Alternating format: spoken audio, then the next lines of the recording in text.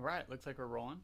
So we're gonna do a guitar walkthrough on "Don't Do Me Like That," and we'll start with this intro lick, which is a bit of a beast. It's a combination, kind of weaving back and forth between E flat major pentatonic and B major pentatonic, which is really what the bulk of the tune is based off of when we get these chords that are derived from those scales, which is an E flat 6/9 and a B 6/9. And so let's start with this intro lick, and I'll play it the way that I did on the recording. You can finger it however is most comfortable for you, especially if you're a good reader and you can just look at the notes and know where they are on the instrument. But this is the way I did it. I'll do it slow.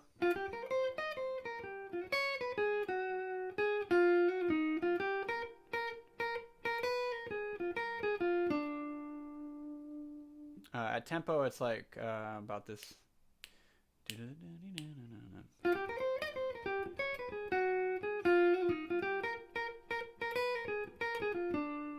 About there. I'll do it one more time slow.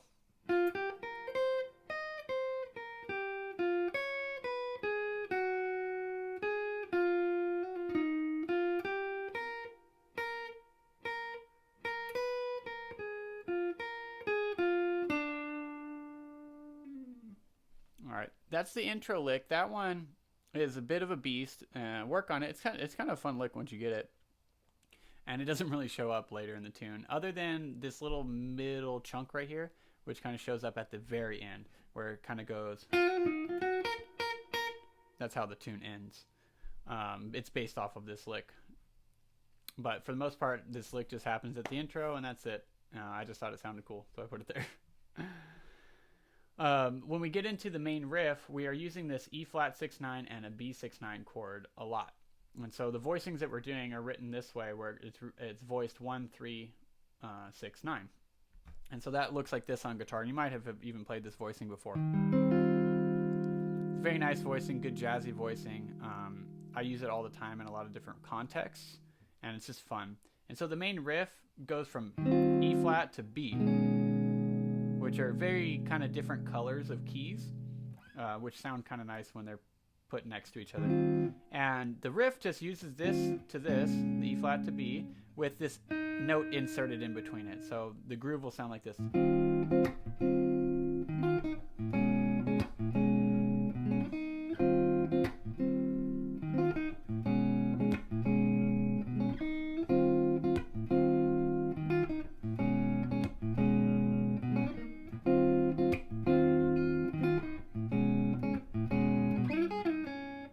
And I throw that lick in every once in a while. I have it written later in the chart, but I just kind of improvise it and throw it in sometimes on the recording.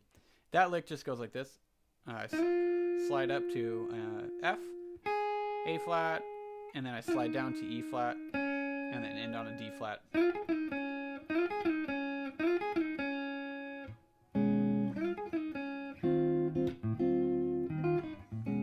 And so on this, I wrote the notation out, but I also wrote a lot of chords and slashes, and it's basically, you should be playing pretty similar stuff. You can maybe change the groove a little bit, maybe add a little percussiveness.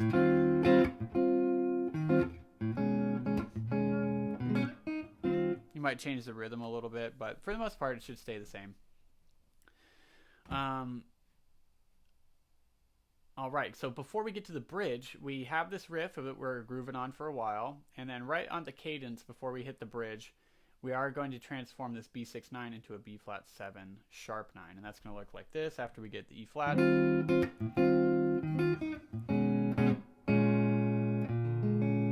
And so we take this B 6/9 to a B flat, and this one's off the guitar, so open D, B flat, D, A flat, C sharp.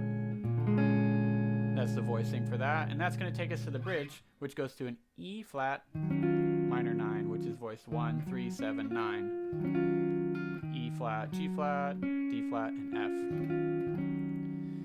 F. For this bridge, we have the voicings written out for the first time, and then the rest I just gave you rhythmic notation, so it didn't look so crazy on the page. But for the most part, you want to kind of stay back in the mix. You don't want to play too aggressively. Just sit in the pocket and groove. That's most of what this tune is. And then we have some slash chords here. And just looking at it now, I wrote this one backwards. I'll get there in a second. And my apologies for that. But the way slash chords work is you have a chord and the left side of the slash, and then the right side is what is in the bass note or the lowest note of the chord voicing. So this we have an A flat major triad, A flat C E flat, with a B flat in the bass. And this is actually a G flat major triad with an A flat in the bass. I have those written reversed. And so the way I'm voicing this, I'll show you a little shape, is I take this triad shape, I reposition my pinky to take over that note so that this finger can handle the bass. And that's going to slide around. That's going to move that chord around a lot. So I'll play the bridge for you so you can kind of get a sense for it, starting at letter C. So we have this groove.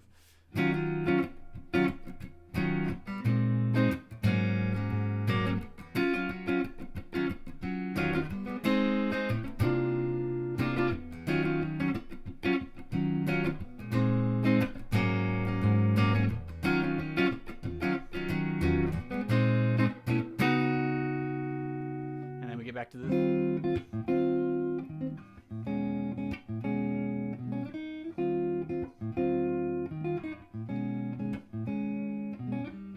And you just groove on that, and then everybody jumps in with their horn lines.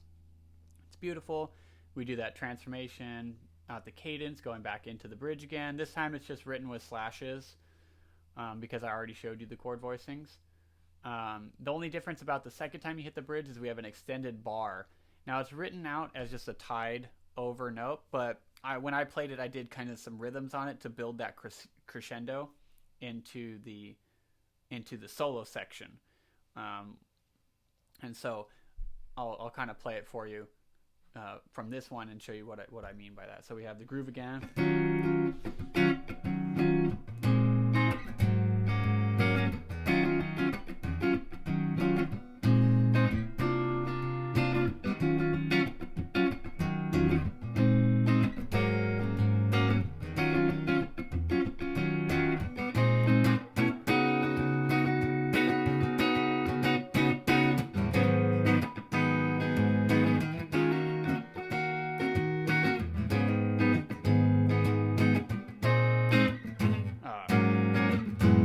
That's the one I meant to do. Okay, so let's explain that little solo section. So it's just A flat minor 7. I'm just using pretty stock voicing. A flat minor 7, and sometimes I'll do a little kind of inflection on that. And then same thing with this one, this E flat minor 7. I'll do a little inflection sometimes on that.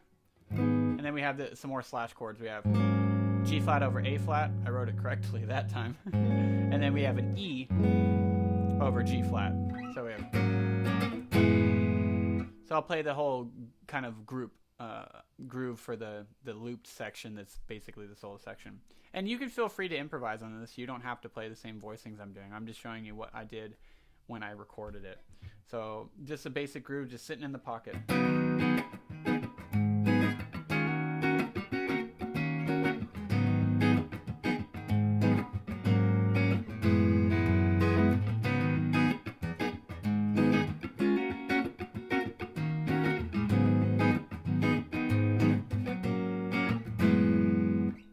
Now for that, if you notice, there's a lot of chicka chicka muting stuff going on.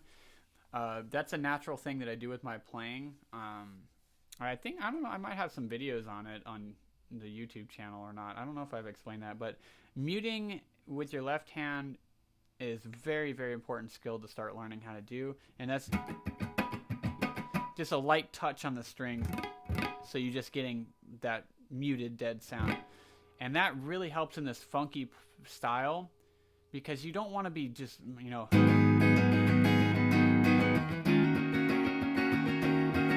that it's a little much. We want to leave some space for other people to do things.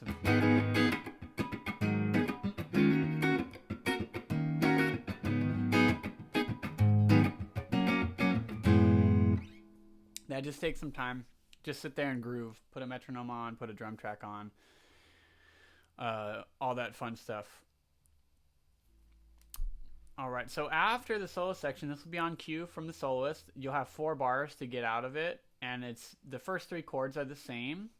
This last part, it just goes up chromatically, so it starts on the G flat chord with the A flat in the bass. That's it. Ba-da-ba-ba-ba-ba-bum. 1 E-E-E. So a lot of upbeats. 16th note, funky upbeats. So you hit the first chord 3 times. Ba-da-bop, ba-da-bop, ba-da-bop. And then you start moving up till you get to B flat over C. And then back to the original groove. And this is where I actually wrote that line out. Which is right there. And that's pretty much it. It's just grooving. From there on, you play the verse again with the original groove. And then we get to the cadence, hit the bridge.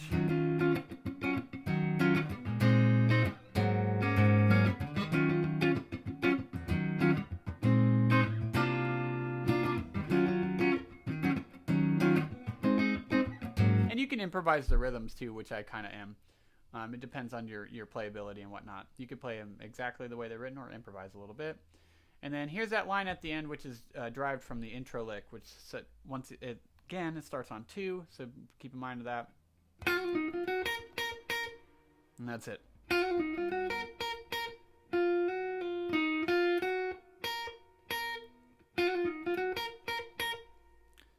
And so that happens after 2, 1. Done. Right. I think I nailed everything on that. Looking over it real quick. Yeah, we got it all. It's not a hard tune. It looks hard on paper, as most things do, especially if you're not, if you don't read a lot, everything looks hard on paper. The more you read, the more you start seeing these figures pop up, and you recognize things, and you're like, oh yeah, I've done that before. So it's not too hard. It just takes a little bit of practice. So have fun with that tune. That one's a groovy one. The biggest thing is just groove, sit in the pocket. You don't need to be playing loud. Just have fun with it. It's not a super hard tune to play. It's just a fun tune to play, and just sit in the groove and just dig it. And that'll make the tune really shine when you play it live. So have fun with that one, and I'll see you guys in the next video.